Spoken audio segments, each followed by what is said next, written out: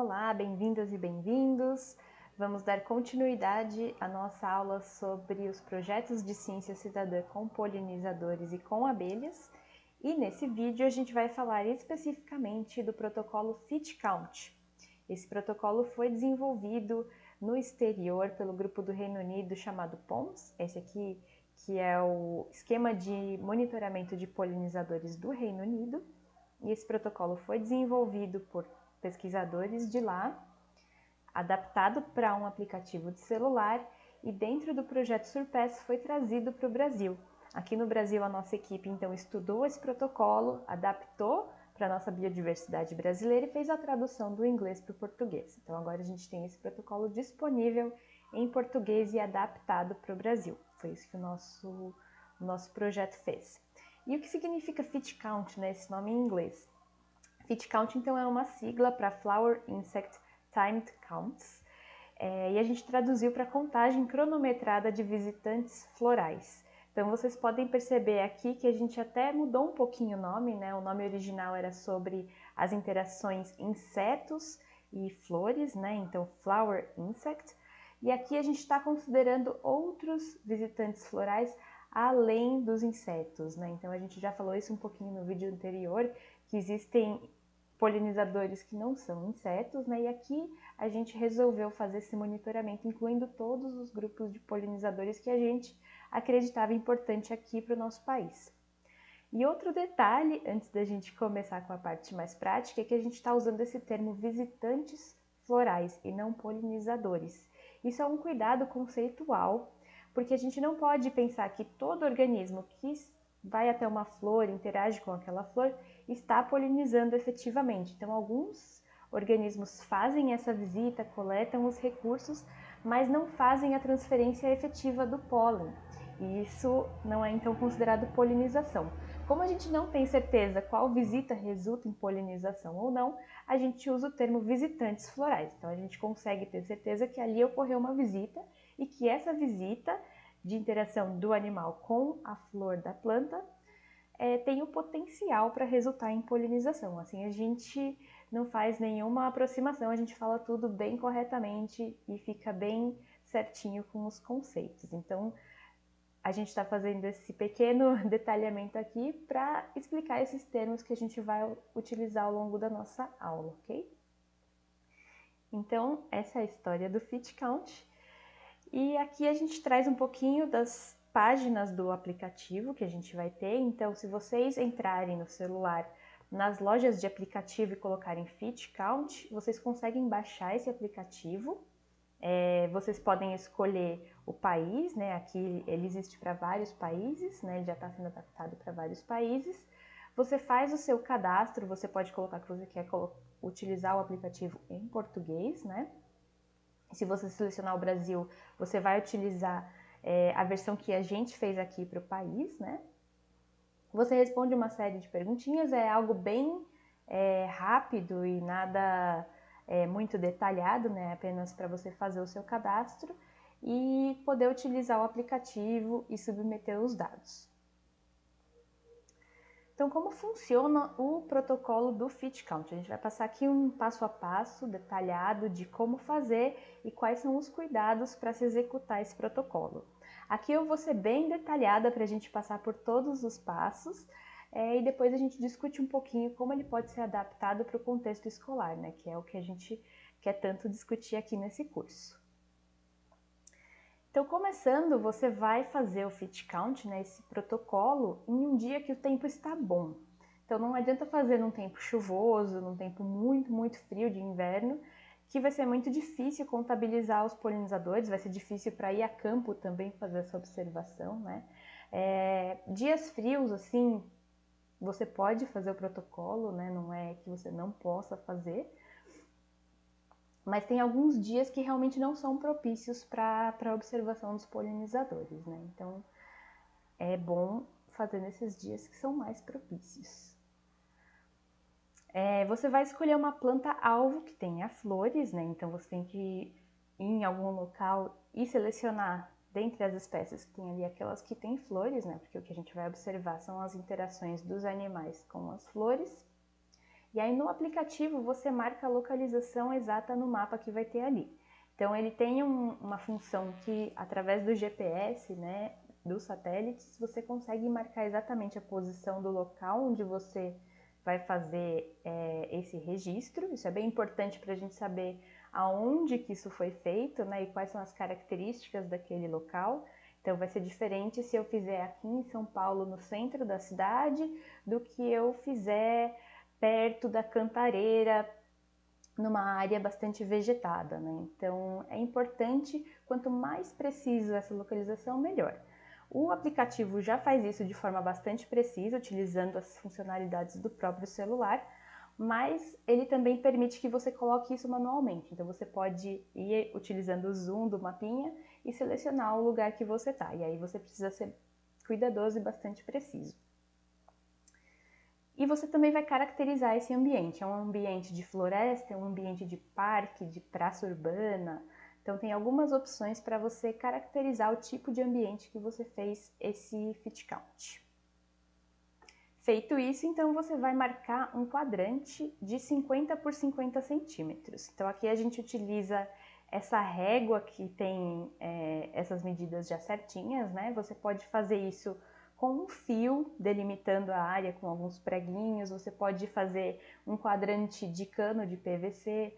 Existem várias formas, né, de fazer esse quadrado para selecionar a área. Isso é bastante importante para a gente ter uma área padronizada. Todo mundo que fizer esse protocolo vai sempre observar uma área de 50 por 50 centímetros e isso ajuda a gente a padronizar e deixar esses dados com bastante qualidade. Feito isso, então, você marcou ali ao redor da planta que você escolheu, né? Aqui, por exemplo, tem algumas plantas diferentes, né? E você vai escolher uma delas para fazer a sua observação e você vai contar as unidades florais dessa planta. E por que a gente está falando unidades florais e não flores, né? Existem flores, se a gente for lembrar lá da botânica, né? Que são, na verdade, inflorescências, são conjuntos de flores. Então parece uma flor só, mas são várias flores unidas. Então aqui a gente chama de unidade floral, por exemplo, uma flor individual, que é só uma florzinha separada, uma inflorescência que tem um formato circular, uma umbela, que é uma inflorescência que tem esse formato de guarda-chuva, e uma inflorescência comprida, que tem algumas plantas que tem uma inflorescência mais comprida. Então a gente divide nesses 4 tipos e é isso que a gente vai contabilizar. Por exemplo, na inflorescência circular, que tem várias flores unidas, a gente vai contar como se fosse uma unidade floral só.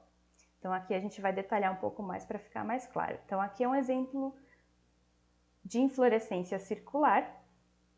Então aqui é um exemplo clássico de margarida, né? E essa flor aqui, que a gente chama de flor, né? Na verdade é uma união de várias pequenas flores. Cada pétala dessa aqui, na verdade, representa uma pequena flor. E elas estão aqui unidas nessa estrutura que parece uma flor só, mas são várias flores pequenas unidas. Então aqui, ao invés de contar cada unidade de flor, a gente vai contar toda essa unidade redonda, né? Toda essa unidade circular, como uma flor apenas, uma unidade floral. Isso ajuda a gente a entender um pouquinho como o polinizador está entendendo aquilo, né? Ele vai ser atraído por essa unidade e não por cada unidadezinha de flor que a gente tem aqui. A mesma coisa, isso aqui é um exemplo de flor de jabuticaba, né? Então são aquelas flores que ficam aderidas ao tronco, onde a gente pega depois as jabuticabas, né? Isso aqui também é uma inflorescência, são várias flores unidas que têm esse formato circular e aqui também a gente contaria apenas uma unidade.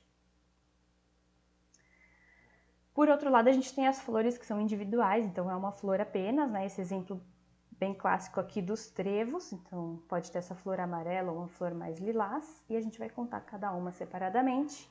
Isso acontece também para várias orquídeas, né, que tem flores separadas, então aqui é mais simples, é só contar cada flor separadamente. As umbelas, então, são essas inflorescências que têm formato de candelabro, de guarda-chuva, né? Então dá para ver aqui esse esqueminha. É o que acontece no ipê, por exemplo. É uma inflorescência do tipo umbela, e aqui a gente vai contar isso tudo, toda essa estrutura como uma unidade.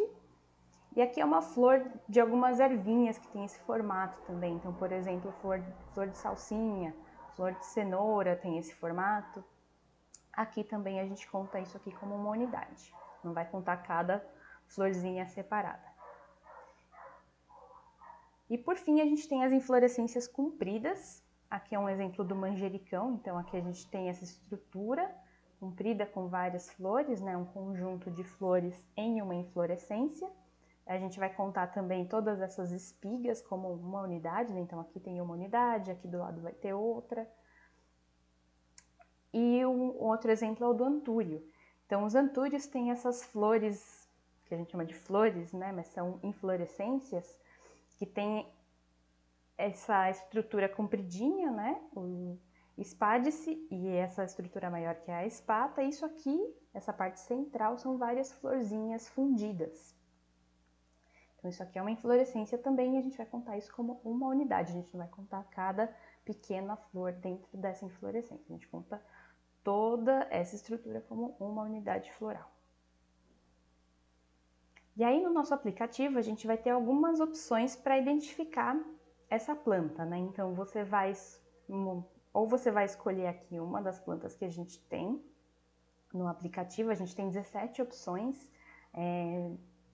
então são espécies ou são grupos. Então, por exemplo, a acerola é uma espécie, antúrio é um conjunto de espécies de antúrio.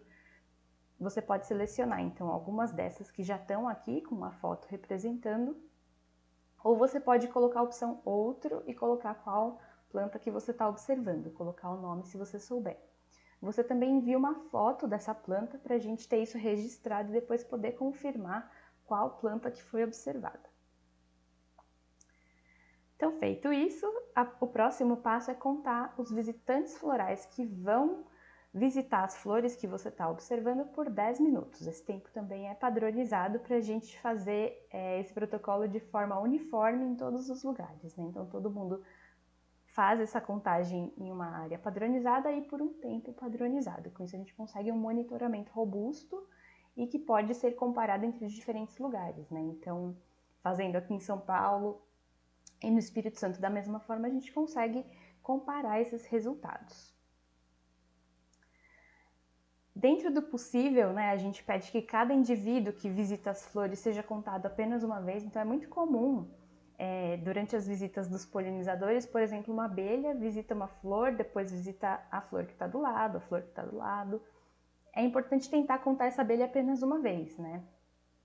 A gente está contando quem são esses indivíduos visitantes florais. Então, se possível, observar com cuidado e não contar esse indivíduo várias vezes. E outro cuidado que é preciso ter é que a gente vai contabilizar apenas aqueles que encostam na flor durante a visita. Então tem algumas moscas, alguns polinizadores que pairam apenas, mas não chegam a encostar na flor. Então ele não fez uma visita propriamente dita. A gente só vai contabilizar nesses 10 minutos aqueles que encostam na flor, ok? E além de contabilizar, a gente vai identificar quem são esses visitantes florais. Mas calma que não precisa identificar a espécie de cada um deles, porque isso é muito difícil. Existem muitas espécies e no Brasil a gente tem uma diversidade enorme, né? Então isso seria bastante difícil.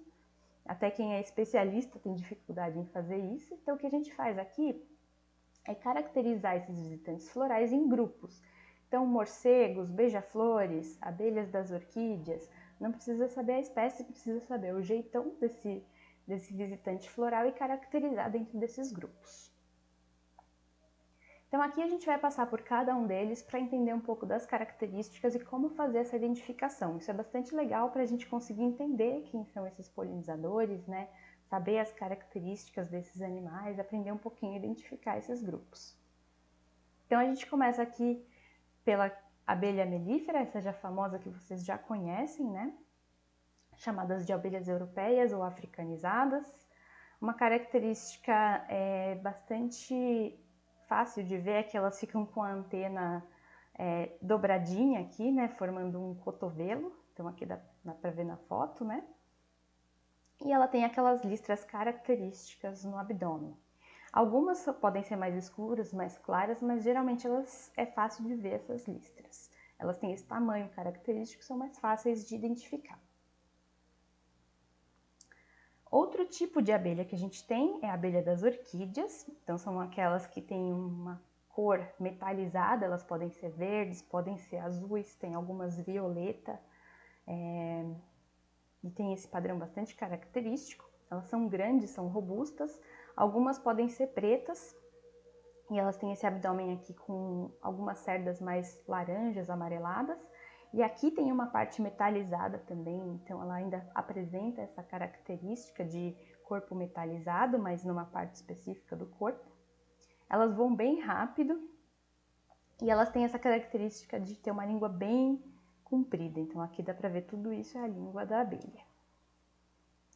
E elas são chamadas de abelhas das orquídeas porque os machos desse grupo de abelhas coletam perfume nas orquídeas, e isso é uma característica importante da reprodução dessas abelhas. Eles utilizam esses perfumes como um buquê floral que atrai as fêmeas. Por isso são chamados abelhas das orquídeas. Seguindo ainda com as abelhas, como a gente sabe, elas são bastante importantes, né? Então tem mais um grupo aqui de abelhas bem características, que são essas abelhas grandes e pretas, geralmente pretas, né? São as mamangavas. Elas são abelhas que podem chegar mais ou menos a esse tamanho, né? E elas fazem um barulho bem característico ao voar. Muitas pessoas confundem com besouros, né? Porque elas fazem um barulhão voando. E aqui a gente tem dois gêneros representados, né? As xilócopas, são abelhas solitárias, e as abelhas do gênero bombus, que são sociais. E apesar de elas serem diferentes, a gente chama elas todas de mamangavas, porque elas têm esse jeitão e elas são polinizadores de certa forma parecida. Então a gente deixou todas elas unidas dentro desse grupo abelhas mamangavas. Aqui a gente tem as abelhas sem ferrão, que a gente já falou um pouquinho também. Elas geralmente são pequenas, são abelhas que podem ser bem pequenininhas, parecendo uma mosquinha, até uma abelha que chega mais ou menos ao tamanho de uma abelha melífera. Como a gente já falou, elas têm várias cores e vários formatos. Algumas são mais lisas, algumas são mais peludinhas. São sociais e vivem em colônias. Elas têm esse jeito bem característico, elas carregam o pólen aqui nas pernas traseiras, então geralmente elas podem ser vistas assim com essa bolota de pólen. Também é fácil de identificar. E por fim a gente tem um grande grupo de abelhas chamadas solitárias. Então as abelhas, elas são conhecidas e popularmente conhecidas por formar ninhos e colônias, né, colmeias, mas a maioria das abelhas que existem no mundo, na verdade, são solitárias. Elas não vivem em colmeias e fazem ninhos de uma forma solitária. No Brasil a gente tem cerca de 3.000 espécies, é um grupo bastante diverso e, como a gente pode ver aqui nas fotos, elas têm características bem diferentes, inclusive algumas são metalizadas, como as abelhas das orquídeas, mas essa daqui é uma outra abelha, dá pra ver que ela é mais fininha, né, mais alongada. Então essas abelhas geralmente têm corpo mais alongado, essas antenas são longas e ficam esticadas, geralmente, né, na frente da cabeça. E elas têm estruturas para carregar pólen, que são chamadas de escopa, são cerdas, que elas utilizam então para carregar o pólen quando elas coletam nas flores. Então aqui, por exemplo, fica na parte ventral, né? Essa parte toda aqui carrega o pólen, e pode ficar nas pernas também. Ela fica com essa escovinha aqui, que ela enche de pólen. Saindo agora das abelhas, a gente tem os besouros. A característica dos besouros é que eles têm esse élitro, que são essas asas aqui endurecidas, que ficam cobrindo o corpo do besouro. Então eles têm essa asa mais durinha por fora e uma asa membranosa por dentro. Eles não costumam ser muito vistos nas flores, mas quando eles são observados aqui, como nessas fotos, eles geralmente estão em vários, eles ficam agregados. E eles têm esse aparelho bucal mastigador, inclusive alguns comem alguns pedacinhos da flor, quando eles estão fazendo a visita. Outro grupo é de borboletas e mariposas. Aqui a gente não vai separar o que é borboleta e o que é mariposa, elas estão todas nesse grupo único. E a característica dessas borboletas e mariposas é que elas têm essas asas coloridas que são cobertas por escamas, e é isso que dá esse padrão colorido e esses desenhos bonitos que elas têm. A língua das borboletas e mariposas é comprida, né? Geralmente fica enroladinha assim. A gente chama isso de probóscide. E é assim que elas coletam néctar nas flores. A gente tem um grande grupo aqui de moscas, que são polinizadores muito importantes. As moscas têm apenas duas asas, né? Apenas um par de asas, que é o que a gente consegue ver aqui. Todos os outros insetos têm 4 asas, né? 2 pares, e as moscas têm apenas um. As moscas são características por ter esse olho bem grande, né? O olho composto grande na cabeça, cobrindo quase toda a cabeça. E as antenas das moscas são pequenininhas, que é o que a gente consegue ver aqui na foto. Uma característica interessante é que tem um grupo de moscas, que é essas da foto aqui, que são moscas das flores, que são moscas que ficam pairando no ar. Então tem esse comportamento de ficar pairando no ar e depois vão visitar a flor. A gente tem também as vespas, que a gente conhece popularmente como marimbondos, né? São esses insetos que têm essa cinturinha bem afinada aqui. É bem característico das vespas, essa cintura. O corpo das vespas é mais liso do que das abelhas, né? Então isso ajuda a gente a diferenciar o que é uma vespa, o que é uma abelha. Geralmente elas são bem lisinhas. E as asas ficam com esse formato bem característico, elas ficam enroladas quando a vespa está pousada. Tem um grupo aqui de insetos pequenos, são insetos que vão ter menos que 3 milímetros, são bem pequenininhos, que a gente consegue ver nas flores, assim, a gente vai contabilizar eles também. E é importante, quando tiver esse tipo de inseto, tentar não mexer na flor, né? Então conta de longe, da melhor forma que for possível, né? E aqui a gente não vai identificar que insetos são esses. Podem ser besouros, podem ser pequenas mosquinhas, mas não interessa pra gente qual inseto, tipo de inseto que é, a gente só vai chamar eles de insetos pequenos. Então aqui, como vocês estão vendo, são os jeitões, né? O jeitão desse grupo de visitante floral. E aí, caso seja um inseto, mas não caracterizou nenhum dos grupos anteriores, a gente tem uma categoria chamada outros insetos, que é onde a gente vai colocar esses daqui. Então, é um inseto, mas eu não consegui caracterizar como abelha sem ferrão, como abelha melífera, vespa, eu não sei qual é. Eu chamo de outros insetos. Aqui tem alguns exemplos do que pode ser. Isso aqui é um sínfita, é um inseto que parece uma vespa, um parente das vespas e das abelhas, mas ele não tem a cinturinha afinada. E aqui a gente tem os percevejos também, que também podem ser polinizadores, né? São insetos que têm esse aparelho bucal que é sugador, ele tem como se fosse uma agulha que ele insere para sugar o seu alimento, né?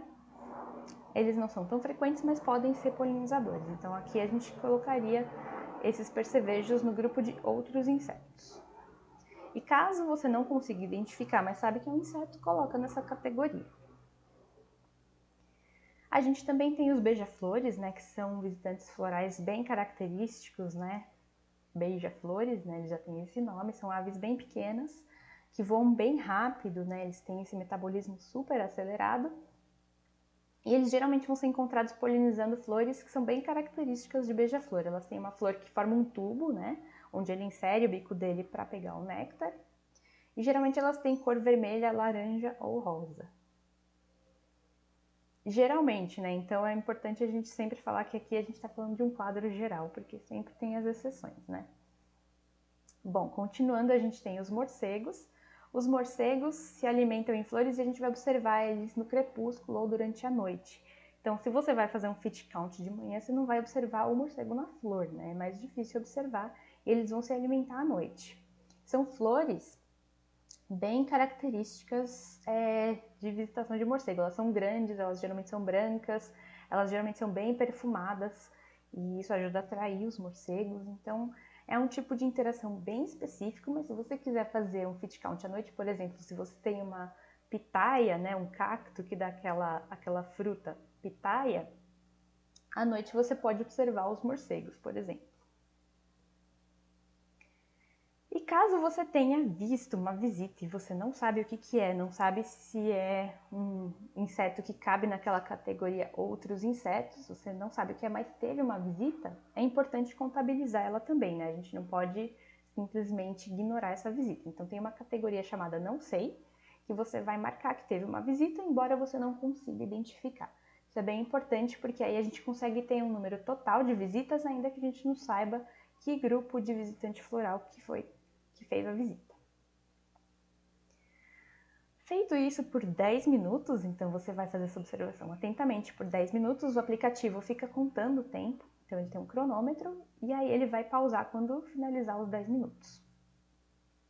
Depois disso, você fornece algumas informações sobre as condições do tempo naquele local e durante a observação, então você vai fornecer isso dentre as opções que a gente tem ali no aplicativo.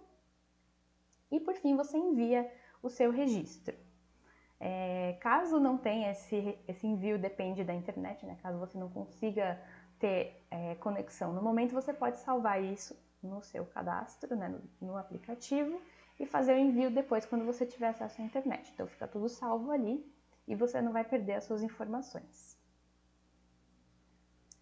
Se você entrar no site do nosso projeto, você consegue visualizar os seus dados, né? Então você pode fazer várias observações, depois entrar lá para ver o conjunto de observações que foram feitas. Então tem um mapa aqui que você consegue observar onde foram feitas as observações, a localização, a data, o nome da pessoa, né, o seu nome, e aqui uma foto da planta, a foto que você enviou, e o número total de observação de visitantes florais. Você consegue então observar isso, né, e você consegue ter esse registro de tudo que você observou ao longo do tempo. Então o FitCount funciona dessa forma, né? Aqui eu passei um quadro geral de como ele funciona, porque ele foi desenvolvido para trabalhar com diversos parceiros que se interessam por polinizadores. E uma das ideias é adaptar ao contexto escolar. Isso é algo que ainda está em andamento, então é bem importante esse retorno de vocês, né, sobre o que vocês acham desse protocolo, porque nessa fase atualmente, inclusive a gente vai começar esse mês, a fazer alguns testes em escolas. Ele já foi testado por uma professora parceira nossa, né? Então a gente sabe que é possível utilizar esse protocolo na escola. E a gente está então nessa fase de adaptação. Então uma das questões importantes para a gente discutir aqui é o uso do aplicativo. A gente sabe que não é toda escola que permite, não são todos os alunos que têm celular, né, ou que podem levar celular na escola. É uma questão que muitas vezes não é permitido usar o celular em sala de aula, né? E além disso, envolve o cadastro, né? Então menores de idade não poderiam fazer esse cadastro diretamente, né? Então a gente sugere que isso seja feito via professor. Então uma opção aqui que pode ser feita, caso o celular não seja uma opção interessante, é exatamente fazer um formulário em papel. Tem esses desenhos dos grupos de polinizadores e que os estudantes possam fazer esse registro de uma forma mais analógica, né, que funciona muito bem. Inclusive, esse protocolo começou com um formulário em papel. Então, é uma opção bastante interessante também e que ajuda esses estudantes a criarem esse hábito de registro, né, e de cuidado com esse registro para depois analisar os dados. Algo que talvez tenha ficado claro aqui na apresentação é que a gente tem vários grupos de visitantes florais. A identificação deles pode ser um pouquinho difícil no começo, né? Por isso que a gente tem um guia explicando todas as características desses grupos, mas a gente sabe que dependendo da idade escolar do estudante, vai ser um pouco mais difícil, né? Então, é possível pensar em adaptações reduzindo, por exemplo, a gente pode unir todas as abelhas num grupo só e pensar em algumas possibilidades para reduzir e facilitar isso para alguns estudantes, principalmente nos anos iniciais.